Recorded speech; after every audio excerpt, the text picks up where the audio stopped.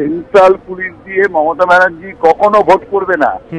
আপনি মমতা ব্যানার্জি যারা right hand left hand বারবার ঘোষণা করছে যে আমরা ভোট করব, সিপিএম দাঁড়াতে পারবে না, সিপিএম এর কেউ দাঁড়াতে গেলে তার বাড়ি গিয়ে সবাইকে বুঝিয়ে বলুন যে দাঁড়ানোর দরকার নেই, এইরকম ভোট করব।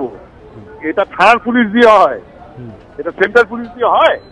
তার জন্য সেন্ট্রাল পুলিশ যদি না থাকে, আপনি 400 কোটি টাকা চেয়ে নিন, মমতা দিয়ে দেবে।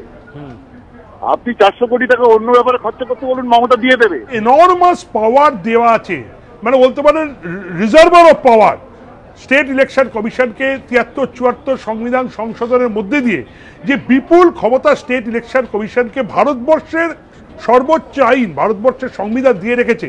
তাতে কি আপনি মনে করেন যে ডিভিশন বেঞ্চে গেলে রাজ্য সরকারের সুবিধা হতে পারে? আরে সংবিধানে দেওয়া আছে বলেই তো জজ সাহেব এই রায় দিয়েছেন। 2 নম্বর সংবিধানেই ক্ষমতা দেওয়া হয়েছে। ওই জজ সাহেবের রায় পছন্দ না হলে আমি ডিভিশনে যেতে পারবো। হ্যাঁ, অবশ্যই যেতে পারবো, এটা আইনেই বলা আছে। সুতরাং ওটা সংবিধান বিরোধী না। হ্যাঁ, আর সংবিধান যা হবে হবে।